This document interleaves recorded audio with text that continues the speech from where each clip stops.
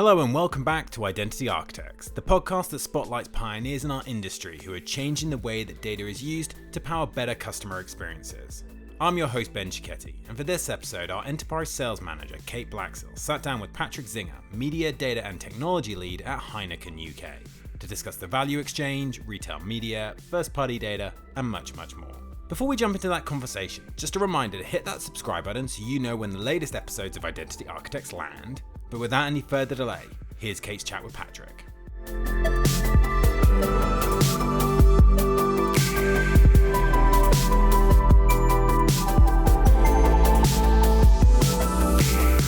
Hi Patrick, welcome to the podcast. Super excited to have you today on Identity Architects. For anyone who doesn't know you, can you give us a quick intro to Patrick Zinga and Heineken? Who are you and what do you do? Okay, hi. Thank you first and foremost for having me on the podcast. Super excited to be taking part. So I work at Heineken, specifically within the marketing team, and I sit in the media planning and activation team. So we look after all things planning across all of our brands.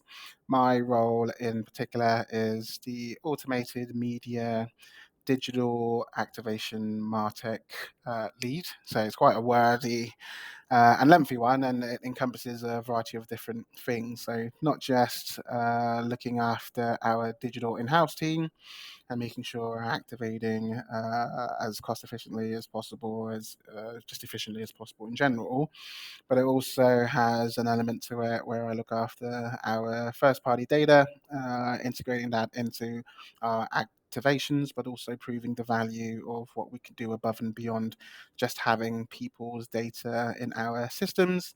And obviously, and that falls MarTech Solutions, which is why I have multiple conversations with you guys and other partners in this realm. Nice. Just a small remit then. Just a little Lots to bit, yeah. cover off. But yeah, hopefully you've got lots of knowledge then that you can share with us today. But to start off, we wanted to kind of ease you in with some fun, quick fire questions so our listeners can kind of find out a bit more about you. Number one, what is your earliest memory of advertising? Right. This is a difficult one because I have very, very short-term memory in general.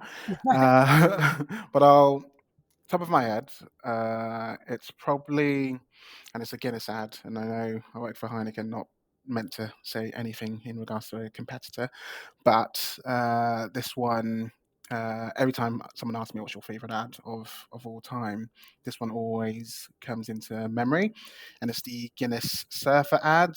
And I just remember it because it was, I think it was like almost 2 minutes long, very, very detailed. The voiceover was absolutely amazing, and it really, I guess, took the whole storytelling part of advertising into actualization. Like I really felt as though, even though I'm really, really young and probably shouldn't be looking at that particular TV ad, it stayed in my memory where I thought, wow, that's a really, really good ad. All shot in black and white. I had I call them the Lloyd's Bank horses in the background. But yeah, so that's my favorite ad. Note to self: when doing a podcast, don't drink a coffee and swallow dust at the same time. It's all good. I think it's interesting on that question that nearly everyone answers it based on a TV ad, Yeah.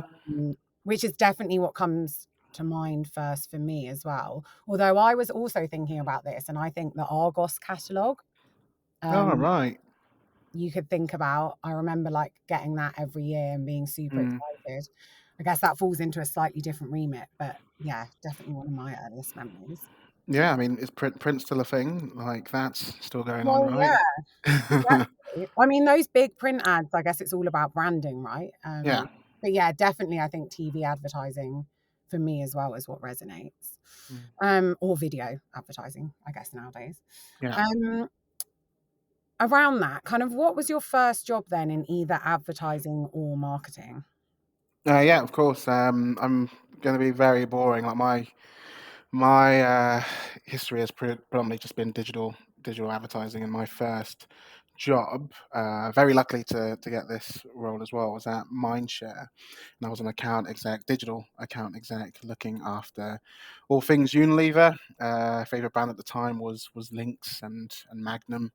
So it was kind of like a dream come true for me. And all I was doing at that particular time was in charge of the ad serving. So I'd download all of the tags from the ad server. At the time was Sysmec, previously known as MediaMind, and I would send it to our publishers and just make sure through some 24-hour testing what a tag is working, not working, and then I do the analytics and reporting. So a very I guess the day to day was a little bit boring, but the dream was to get into more of the planning side of things. And my account manager at the time, who looked after Lynx as her main brand, was just very inspirational. And I just always thought to myself, that's going to be me one day. I'm going to turn around a 500k plan for a Lynx advert and be able to tell friends and family, oh yeah, I'm part of that. I actually helped create it. So yeah, definitely worthwhile, and it helped obviously steer me towards my career now, still in digital, more into the tech side of things as well, and a long standing relationship with programmatic and digital buying. Yeah, I mean, it sounds like you've had kind of great day-to-day experience right in the nitty-gritty of sort of campaign management, which is always a good place to start Yeah, as well. yeah. I was doing. I always tell people I was doing social before social was the thing, or before Facebook at least was the thing, which obviously shows a bit my age. But to see the transformation of digital and where it's come from to where it's going now is kind of one of the reasons why I love my job. I love what I do, and all the different iterations throughout the years I've been working in the industry. It's been a massive learning curve, and every year is different. Every year something new comes into place, and it's still exciting now as it was when I initially started. Yeah, I completely agree with that. I mean, I'm still learning every single day, which Mm. makes our industry super exciting, right? Knowing what you know now, what would you say to yourself when you started your career? Ask for a pay rise, and it's such a weird thing, because I feel like when you come out of university, you're just so happy that you've got a job to begin with. And I remember, I was living in London, living with like six other guys in Angel, sharing a flat. Nice. And this is before Angel was a thing. I'm sorry, it wasn't nice at all. Angel, I'm not sure if I can swear, but Angel wasn't the best place to essentially live, and it was really close to Shoreditch, so still really good, really vibrant, good party area. But where I stayed was an absolute dump, and I was on, I think, 15k at the time. It seems like ages ago, and in reality, I guess one of the things that I'd say to my younger self is that you can go home when time is up, when you've done as much as you can do in a day. Take back some of those hours and venture out, make more friends than you currently have now, because life is not work. Work does not equal life. So yeah, definitely have a better work-life balance is what I tell my younger self, and get paid more. Yeah, that's great advice.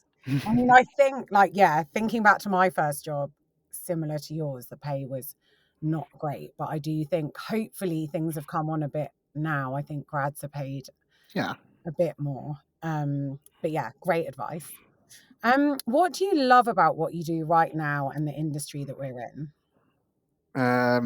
What I love is every day is genuinely. I know everyone probably says this all of the time when they're talking about their career, etc. But genuinely within digital, or just advertising in general, within media in general, in marketing as well, every day is literally different. I wear so many hats. I learn consistently, and I guess the plan is to and it always will be, to never be the smartest person in the room, so you can ensure you're always learning from others around you. And I've picked up so many talents and skills, and there's just such a massive drive within the industry to keep people learning. And previously, before, where the digital team were kind of sectioned off to, a corner of the room, which was like dimly Mhm. lit, and every now and then someone will ask you if you knew how to fix their computer or how to work Excel, because they assumed digital means all things digital, tech included. Now we're kind of at, the forefront of the change in trends, whether that be identity or technology, and the implications that could potentially have on us as human beings and culture, etc. So it's just exciting to be at the forefront of all of those changes, because when Facebook or Twitter or anyone else wants to talk about developments within their apps, when TikTok comes into place, we're at the forefront of those conversations before it even goes to the public. And that's a cool thing to feel as though you're having a significant input into the change and direction that our industry heads towards. That's what I like about the role in the industry. Yeah, 100%. One of the things you mentioned just then, actually, interestingly, was identity. We're obviously obsessed within the advertising industry of this concept of identity, the Hmm. ability to identify individuals across devices and platforms. Yeah. But this is a tricky question. But how would you explain the term identity to a 10-year-old? We have this thing internally. We call it the grandparent test, Mm, because we can be so complicated, especially when it comes to media. There's so many acronyms, and yeah. we sometimes over complicate telling the simplest things. So our grandparent test here is, how do we simplify terms so it's less technical and more to the point so anyone can understand it.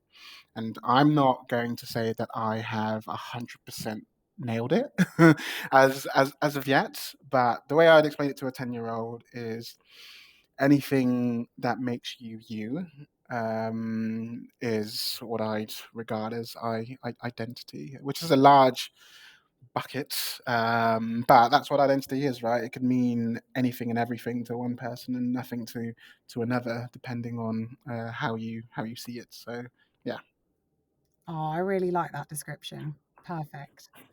Um, in terms of, I guess, your job or Hmm. stuff to do with the industry. I mean, it can be something outside of your job, but is Yeah. there anything kind of in particular that I guess keeps you awake at night in terms of changes in the industry, challenges, etc.?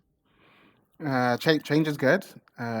Change keeps us young, keeps us on top of everything. So, and I actually sleep really, really well. If you ask my fiance, she'd moan and complain about the fact that I sleep too well.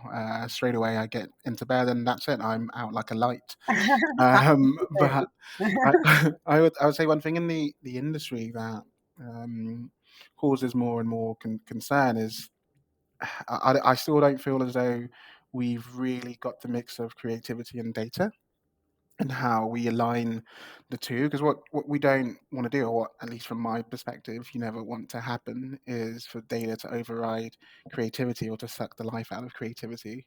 Because I still believe we can create amazing stories about our brands, and data should be utilized as, how do we enhance those stories and make them more relevant to different consumer sets.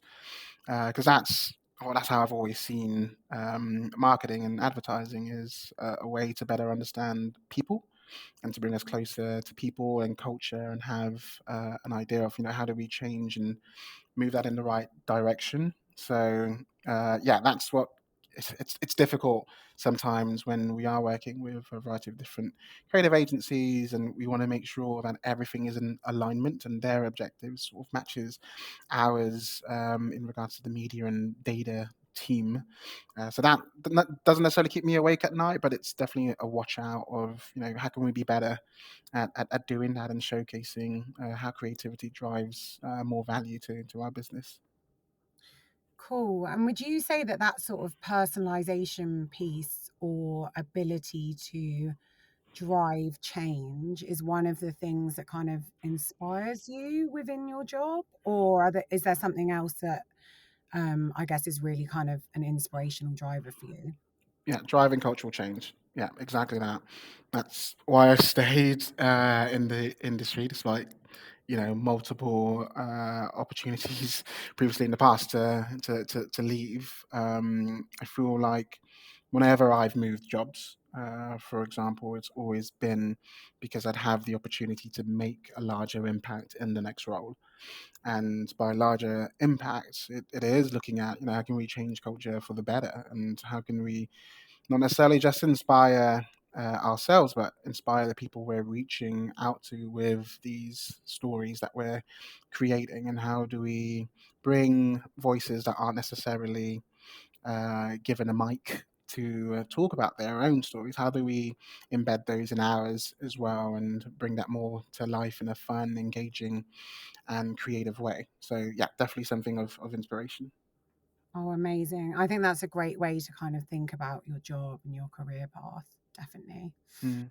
Um, okay, last sort of fun question before we kind of dive into more of the educational stuff, you could say.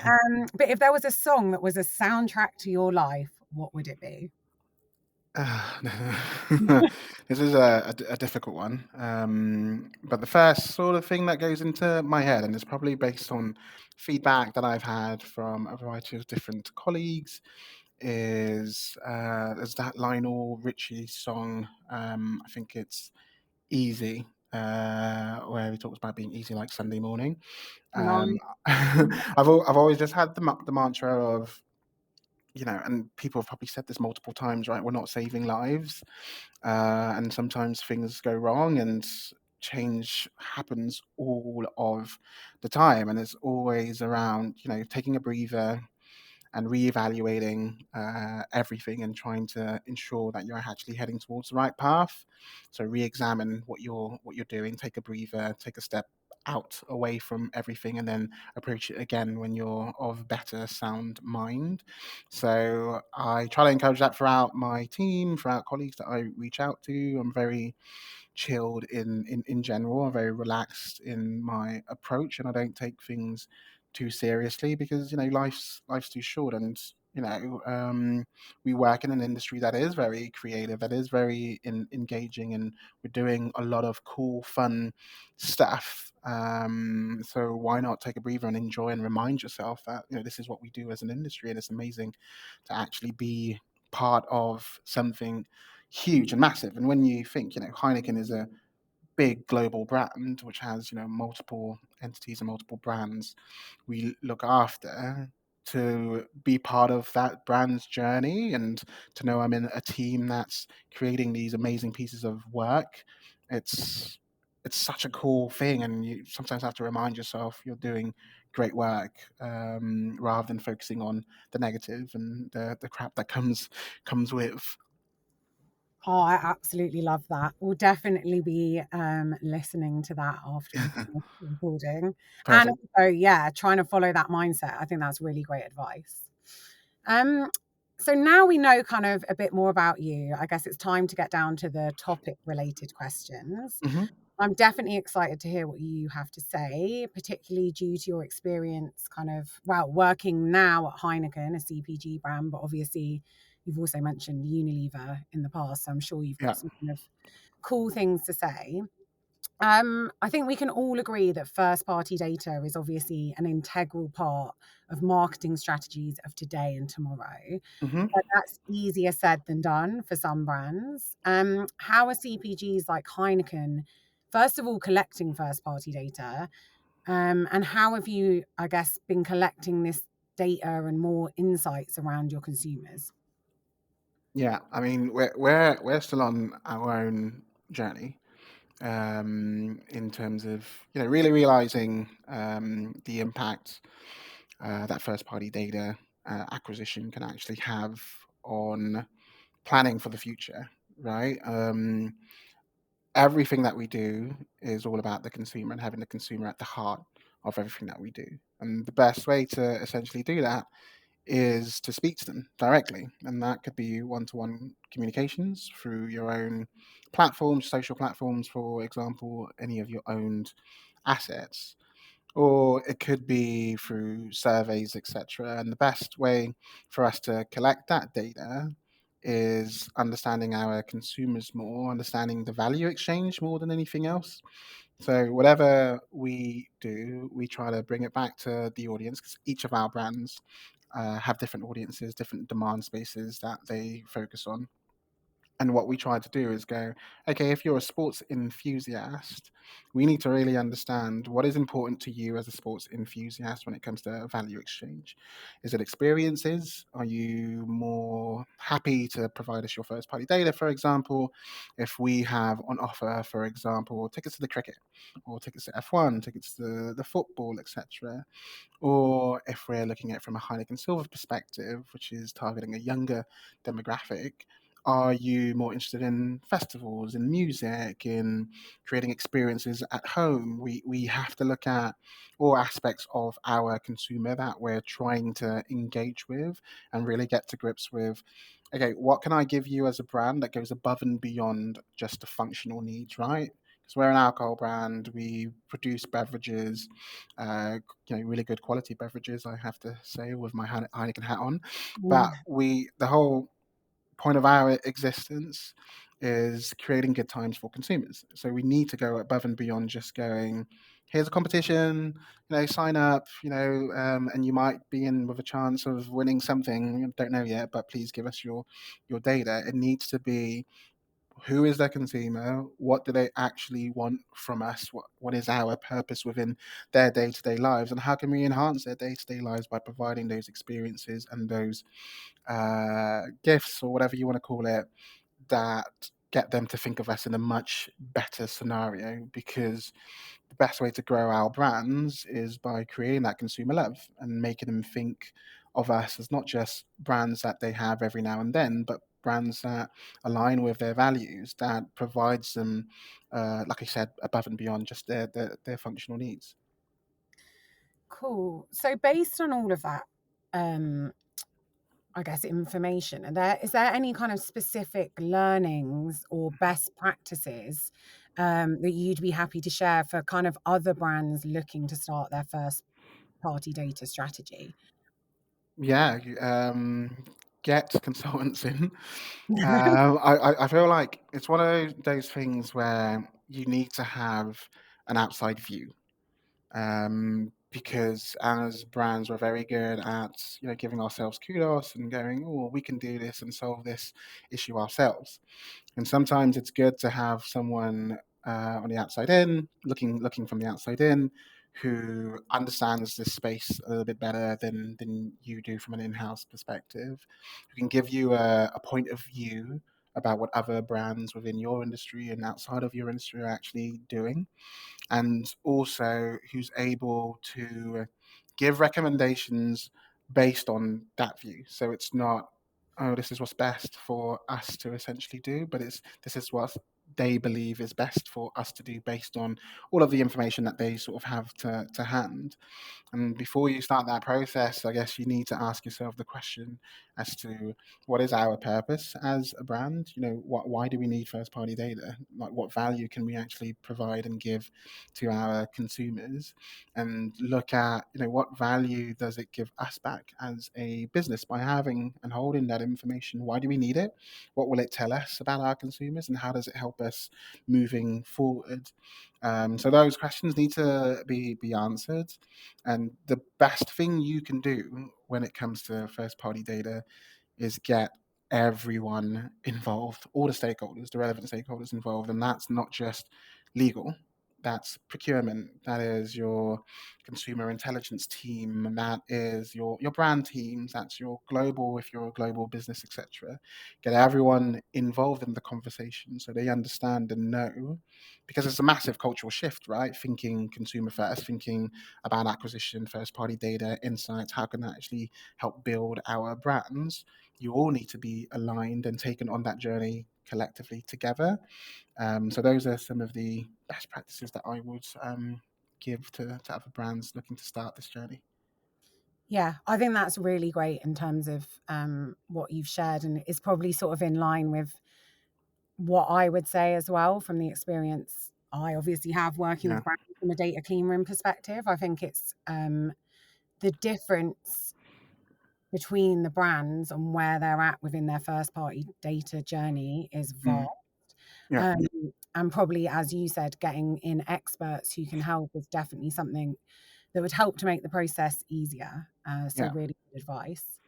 Um, I guess this is another sort of CPG specific question, but yeah. outside of the obvious collaboration partners such as grocers, who hmm else would you like to collaborate with? And what opportunities do clean rooms and data collaboration platforms offer CPGs, whether you've got lots of first party data or not? Yeah. Collaborate with everyone. Yeah. Having loads of different viewpoints of your consumer, because everyone's different and they engage with a multitude of different things outside of their day to day that we might not necessarily be privy to. So from our perspective, in terms of what we do from a Heineken point of view, is we look at all of our partnerships. So that's not just our partnerships with our retailers, of our pubs, etc., but we also look at media partnerships. Who do we want to work with, and how could we leverage their audiences and their data as well to make us better understand our consumers and their consumption of media.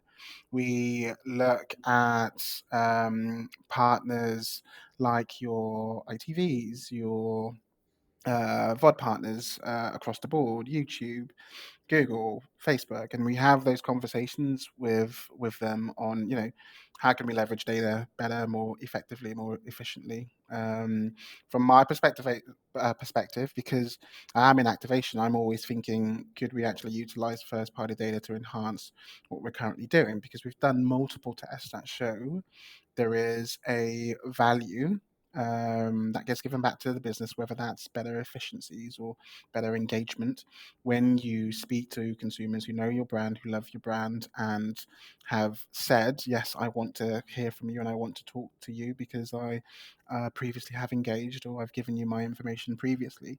Media tends to work out significantly better. So, from my perspective, anyone you have a conversation with, part of that conversation needs to be, what can we do from a data perspective with you as a partner.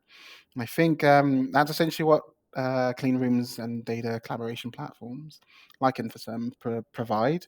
It's, can we start this conversation and get our partners involved in those conversations about how do we leverage data and what platform should we use that is, GDPR compliant, that ensures we're thinking consumer first, that ensures that we're getting some form of insight off the data that we're getting, not only just matching and saying, oh, yeah, there's a propensity of our audience on your platform, which helps us validate whether or not that partnership was actually a good partnership to begin with.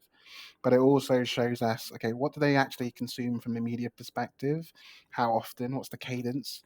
And what should we talk to them about? Because if I know with one of our media partners like ITV, you as an individual are really into drama, and that's what you view and that's what you watch, then I can think about, okay, what's the best value proposition for this particular consumer that we know will go really well, so their experience of our brand is more personalized to them. So, like I said, from my perspective, literally anyone and everyone, when you're on this data journey, ask the question, what are you guys currently doing with your first party data? How can we engage with you?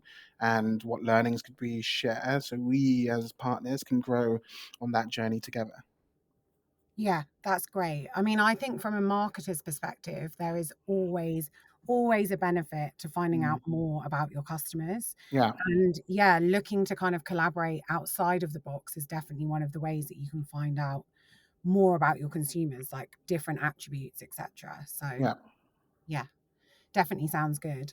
Going back to the sort of, I guess, retail media piece, Hmm. retail media is obviously a super hot topic right now. Everyone is talking about it.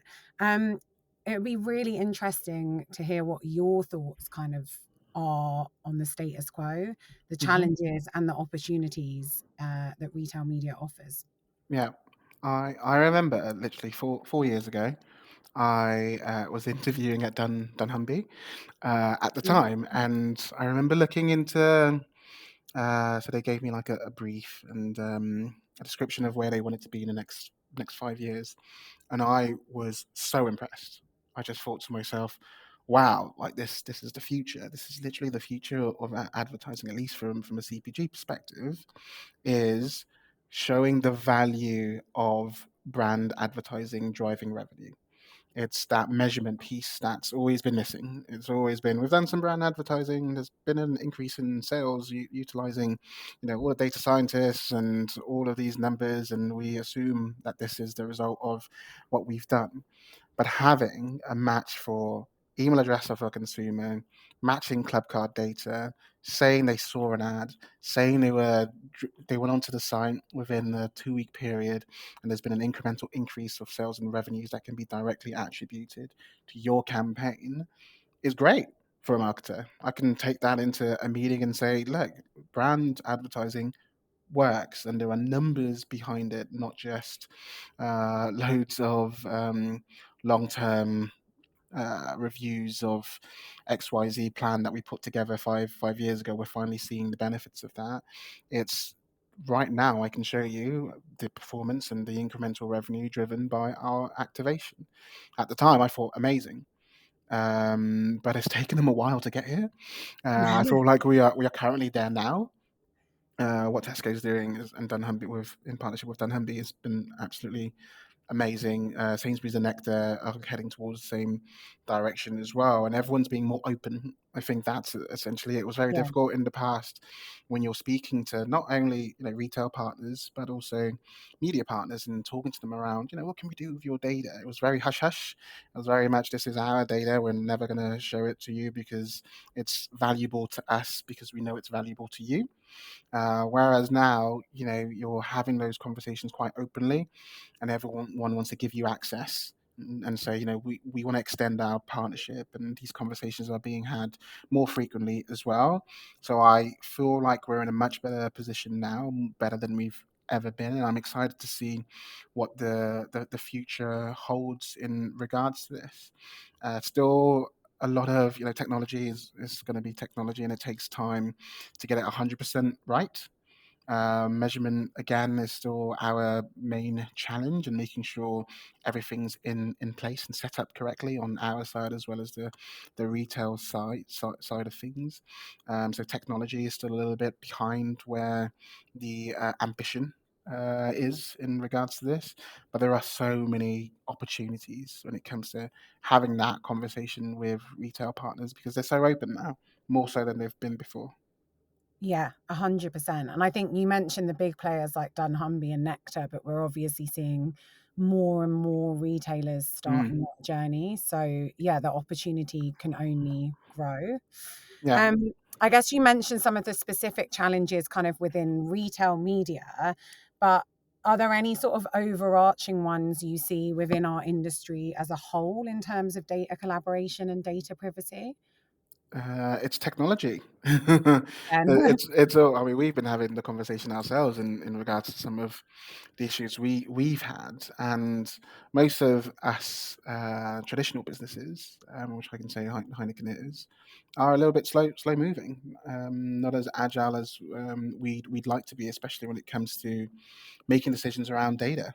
It is difficult because as I mentioned before, we're at the start of this journey, right? We don't have anything perfect. I'd be lying if I said we've got a perfect architecture of data coming in, going out, how often we use it, the insights we gather from it.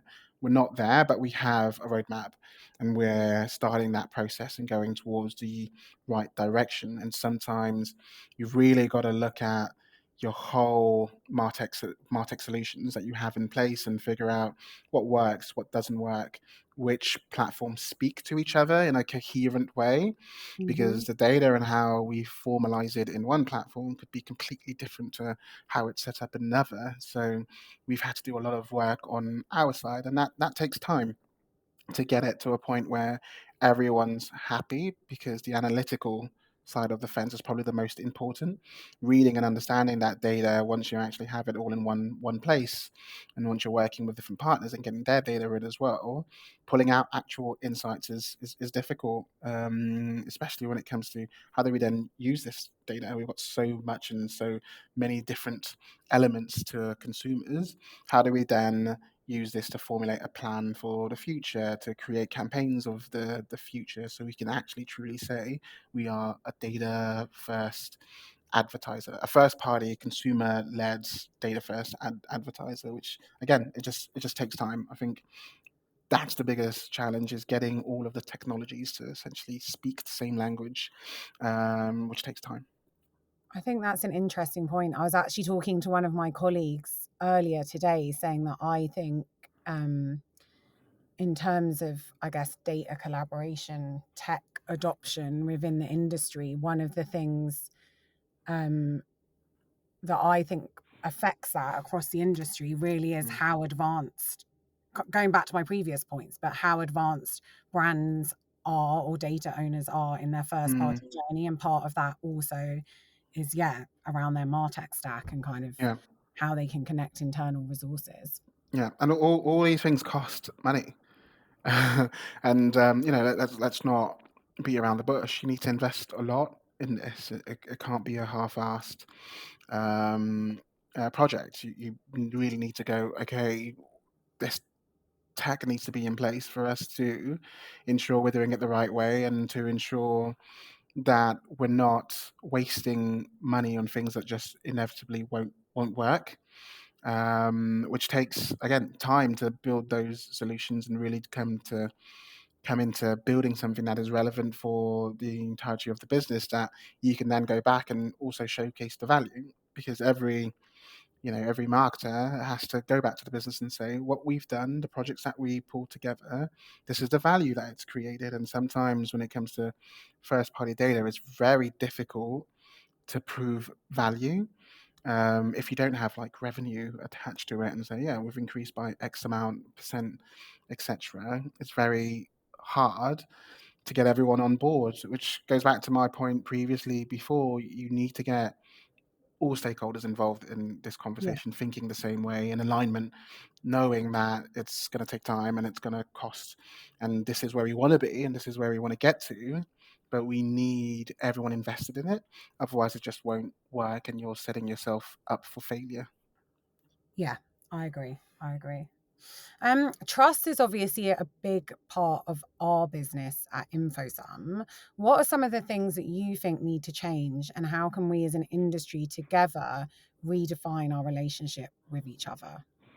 Yeah, everyone always talks about black boxes and all that sort of fancy stuff. But for me, it's transparency. That's the biggest thing, right? That's all marketers ever want, is knowing the money that I'm giving this product, this technology, this partner, what's it actually doing? Where's it going? How's it being Mhm. utilized? How much are going towards fees, people, blah, blah, blah, all of that sort of stuff. I think the more transparency you provide your partners and the more open they are to having those conversations, the more we're able to actually trust all of our partners. Because a relationship is based on trust in general, whether that's media relationships or personal relationships at home. If that doesn't exist, then there's no way that relationship can grow. And we, of course, are going to work more with partners, or invest more with partners that provide that transparency, that allow us to look beneath the hood and see how things work. how does this technology actually work? Can we get into grips with that? Can we have access to the platforms ourselves? Can we pull our own data and reports, etc.? Can we match it with other data sets? Will you be able to work with another partner outside of what we're currently doing now? And the ability to be open and transparent, and at least be open to have those conversations. I think when we talked about retail media, and you mentioned some of the smaller retail partners are also, making their own mark within the space. I completely agree with that, and sometimes it is much easier working with a smaller partner because they're a bit more receptive to change, and they're a bit more happy to just go, yeah, let's try it, let's test it. Haven't done it before, don't Mhm. know if it's going to work. Probably don't even have the resource right now to do it completely the best way possible, but at least as a starting point, and at least we're having those conversations, and they're very, very happy to just go, let's try it, let's test it, let's see what happens, and let's go on that journey collectively together. And from our perspective, that just means to us, we should be doing more with this partner, we should invest more, we should help grow their solutions, etc., which essentially will help grow their business. And then in turn, that benefits us as a partner, because we can start having further conversations around commercialization, and what does that Yeah. mean for both of us, and how do we both grow, as I mentioned before. So yeah, a lot of things can happen by just being open, and it opens a lot of doors in general when it comes to going above and beyond your current partnership with that partner. Yeah, I mean, that sounds like a mantra everyone should follow. I'm not Yeah. sure everyone does at the moment. Yeah.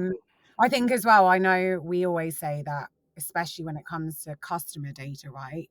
You should always be able to legitimately Yeah. answer like the question, what's happening with this data? So transparency obviously enables you to be able to do that. Yeah, exactly. Um, I guess when it comes to sort of the future of data collaboration and privacy, do you have any specific predictions as to what you think that's going to look like? Kind of where do you see the industry in the next 5 to 10 years? um it's a difficult one, because we're such a slow moving industry, right?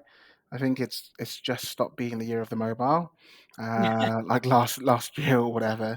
I think we talk a lot, and we say we're going to do these amazing large big things, but no one really thinks about, okay, is the right technology in place? Do we have the right people in place, upskilled, so they know and understand they can hit the floor running and actually provide and create these tools that we need to have in place? I think my only prediction is the fact that first party data is going to be more prominent, just as an element within an organization, within the structure. Those CRM leads that were previously shunned before are going to have significantly much more importance to a business.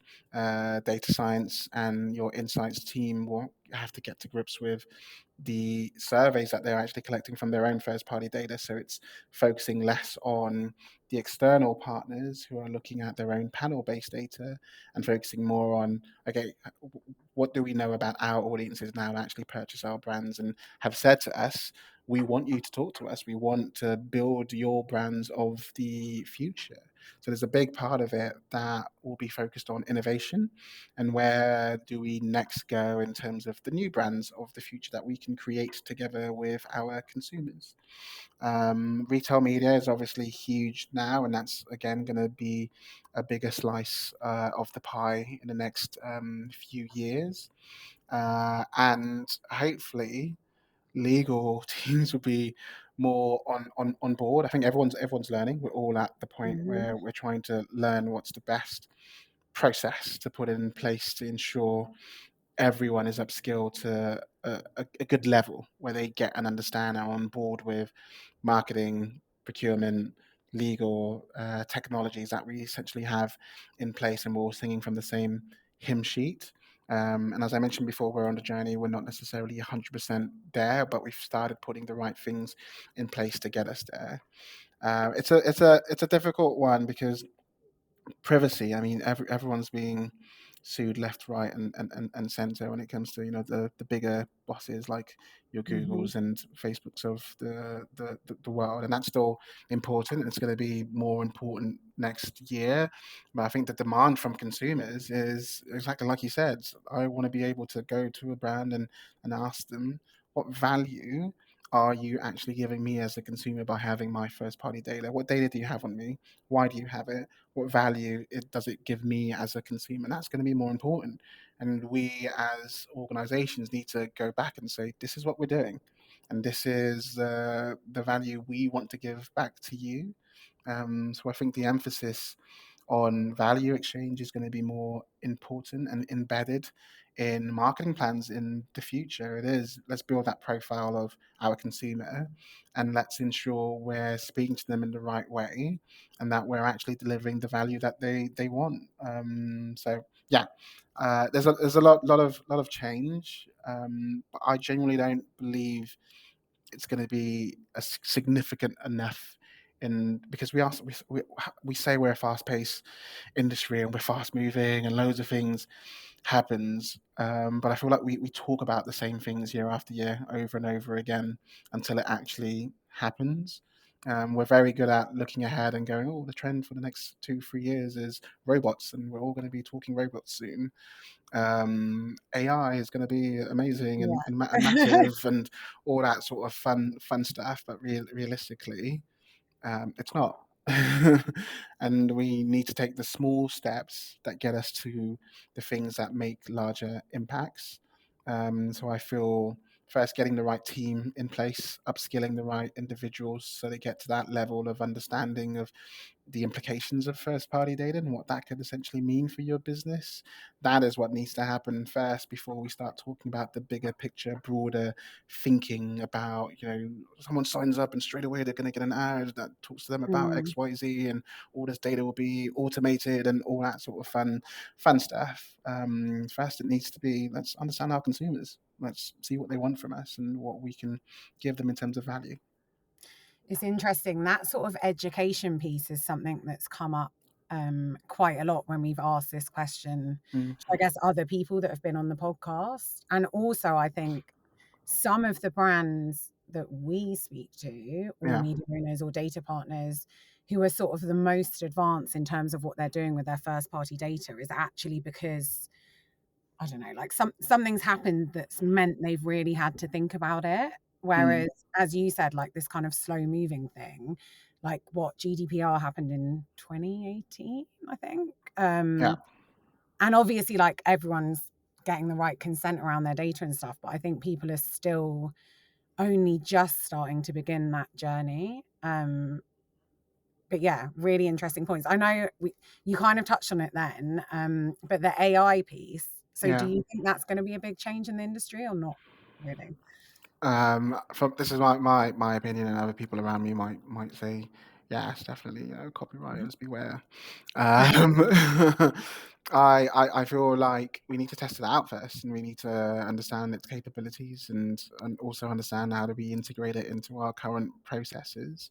How is it actually going to benefit us for the better in terms of our current teams? How does it enhance their day to day and save them time so they can actually think about the broader, strategic, larger, impactful stuff, so they don't focus too much on the day to day, the reporting, and all that sort of fun stuff. I definitely think it will have an impact, but I just don't feel as though it will be as significant as it can be.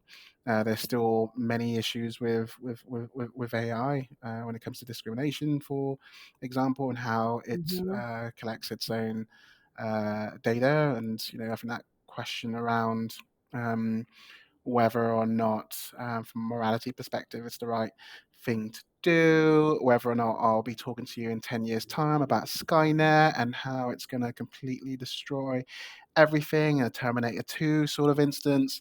I feel, I feel it's the jury is still out there, and I still need to get better grips and a better grip and understanding of, okay, how do I use it in my day to day, and how does my team use it in my day to day, and how is it going to benefit us in showcasing value back to the business, and I feel there's just going to be loads of articles written about it, and loads of brands investing small amounts of money and doing tests and creating these workbooks, etc., to showcase the rest. The rest. Oh, here's how we're using AI. Blah blah blah. But again, in 2 years' time, we'll still be talking and saying the same things, and it'll be the year of AI in 2028. So yeah, Wow. Yeah, I'm excited to see what it brings, but yeah. let's see. Anyway, Patrick, thank you so much for having this chat. It's been super interesting. Is there anything that you feel like you want or need to say that you haven't already mentioned?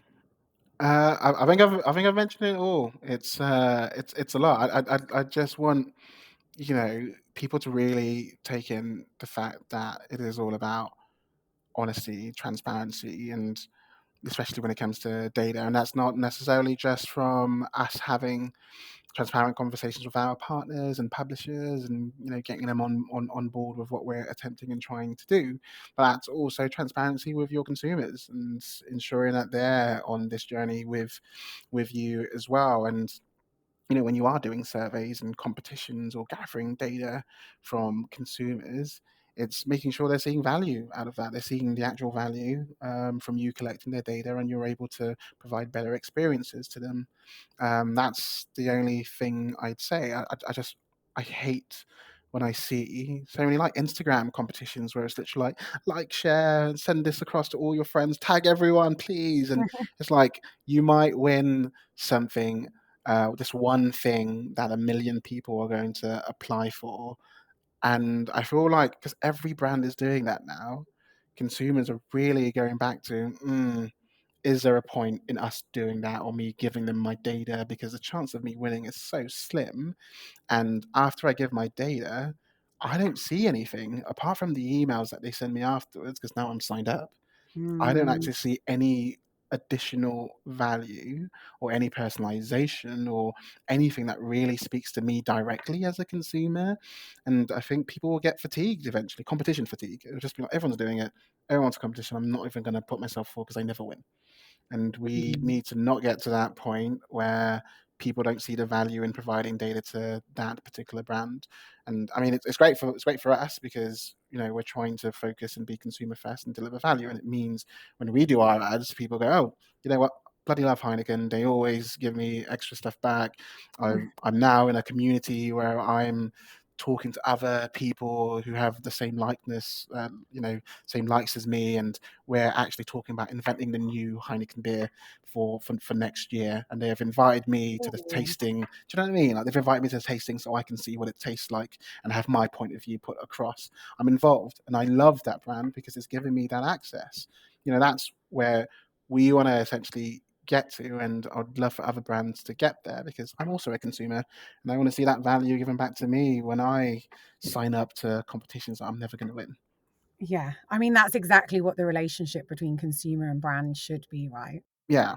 Um, Thank you so much. I guess my final question to you is that this podcast is all about individuals who've kind of pioneered new ways to use data to deliver better customer experiences. hmm So when you look at people you admire in the industry, who would you nominate for us to interview in an upcoming episode?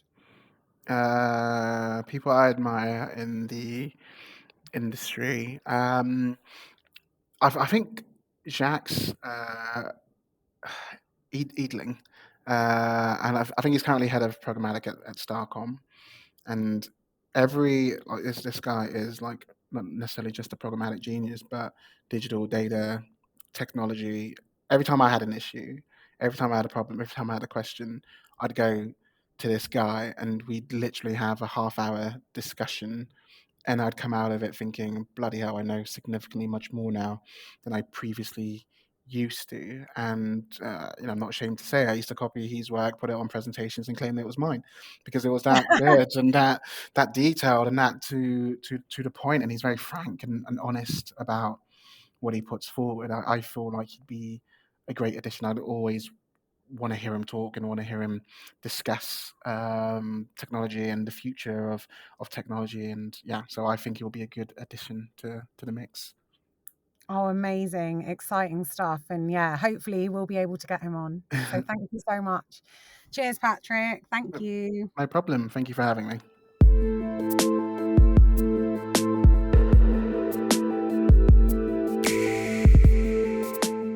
Thanks again to Patrick for joining us on Identity Architects. That was an awesome conversation, and I found it fascinating to hear more about Heineken's approach to first-party data, and in particular, Patrick touching on the balance between creativity and data. Too often we focus so heavily on the data side of things, but in reality, it's the creative that's always going to be what people engage with. All that leaves for me to do is to remind you to hit that subscribe button so you know when the next episode of Identity Architects lands. But until then, thanks for listening.